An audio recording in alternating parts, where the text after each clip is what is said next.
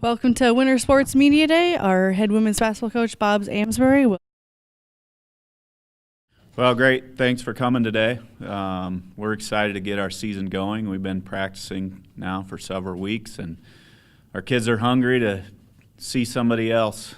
You get to a point in the preseason where your kids get tired of practicing each other, and they're ready to play games, but the coaches aren't, and it's that way every year. So we've had a couple scrimmages. We also had an exhibition game against Upper Iowa, and I like our progress from week to week, and we scrimmaged again this past Saturday, and I saw a lot of improvement, and things are starting to come together for this group. We return a lot. Our whole rotation returns.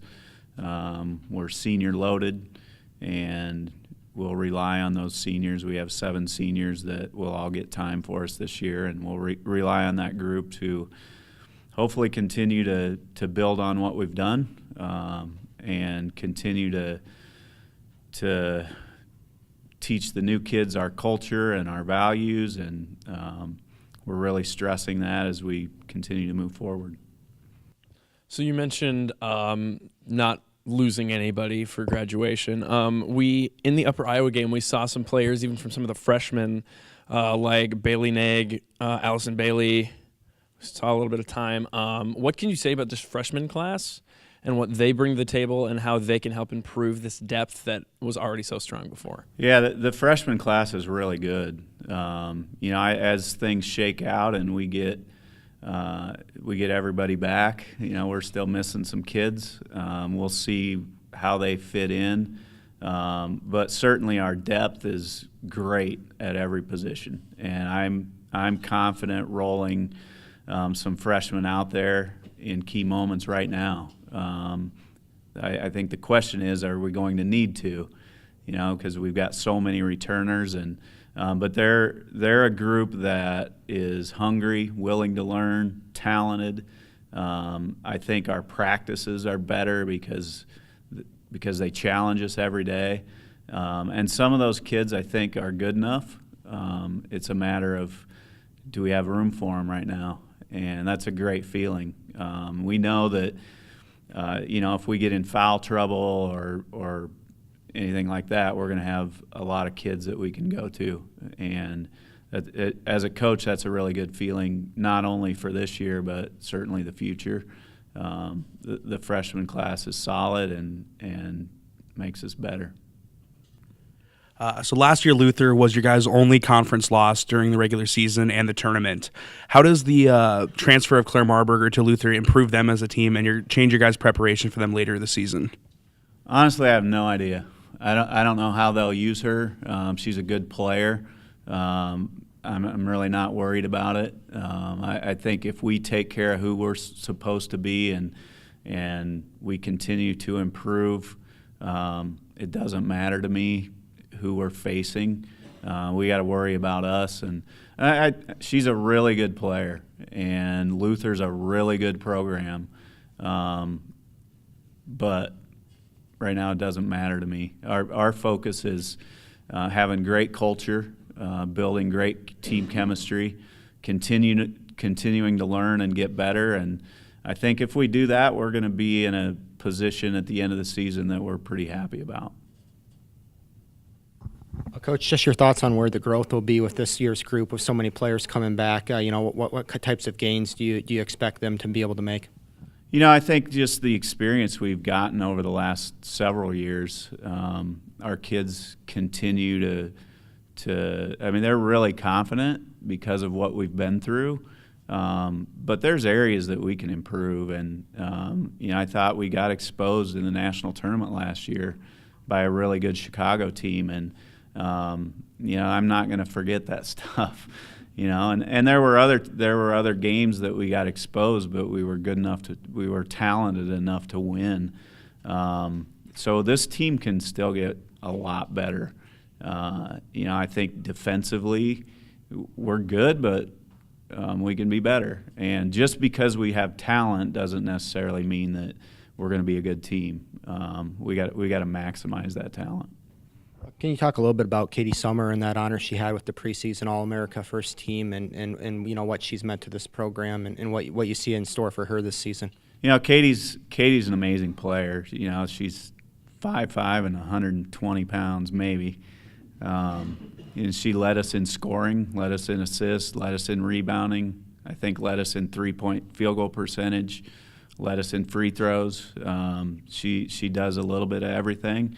And I think that honor is well deserved. But as I tell our kids, and they all know it, that we need each other. And if she doesn't have her sister out there making threes, and if she doesn't have Murphy to take pressure off of her, and if she doesn't have Aaron Jones as an inside presence, then Katie's not as good. She could still make that pass, but if you can't knock down the shot, then her numbers don't look as good. So our kids understand that we're really good together, and as long as we continue to play to each other's strengths and not just share the ball and be together, I think that we're really good. And Katie certainly makes us go. She's valuable to us because she makes everybody around her better, but they make her better too. And the great thing is, I think that our balance offensively really helps her.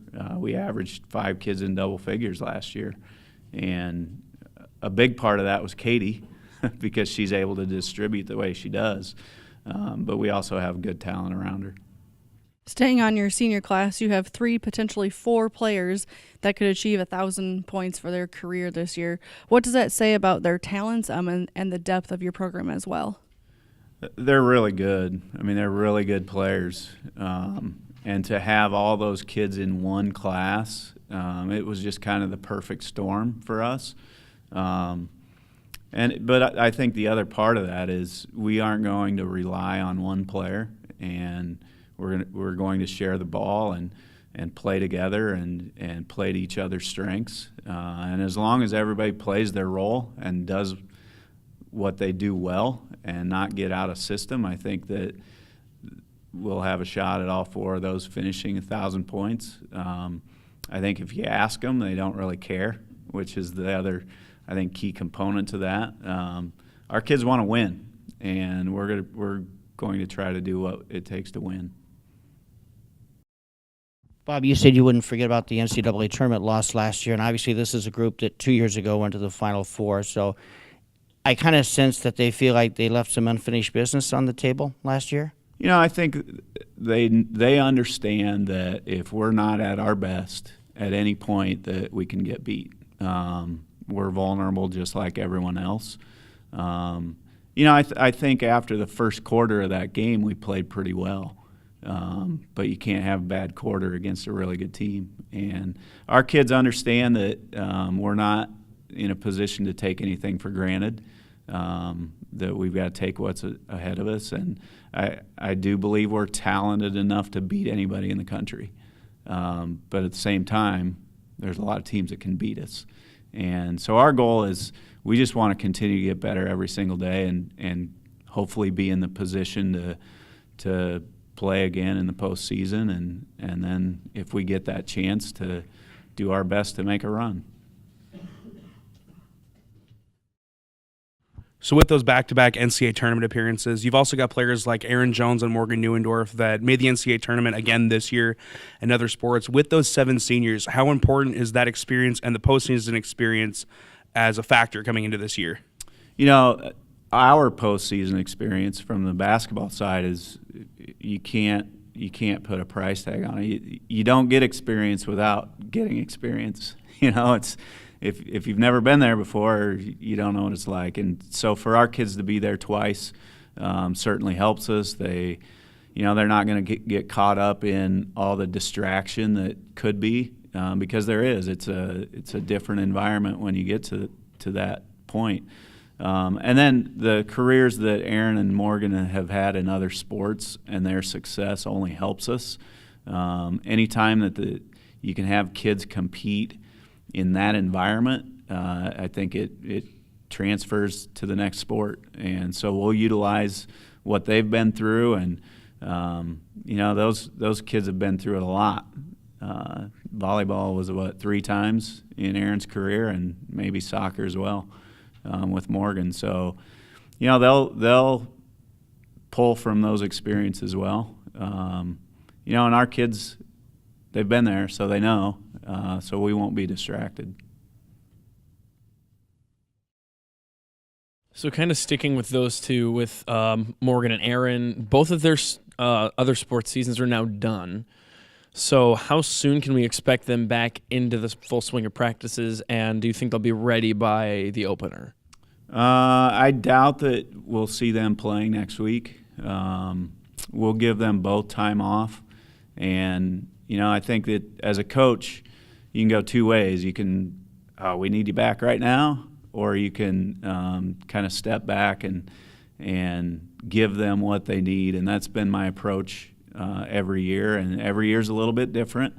I told those 2 that I want them back when they're physically, mentally, and emotionally ready. And until they are, they won't practice. So, probably we'll start seeing them practice early next week. So that opener on Tuesday, I don't expect either one of them to be ready for, maybe by that weekend, Thanksgiving weekend. But we'll see. Time will tell. They're both great players and critical for our team. But our depth in every position right now is really good, and so we're comfortable. If it takes them a little bit of time to get into it, we're comfortable moving forward. Thank you for your time. All right. Thanks.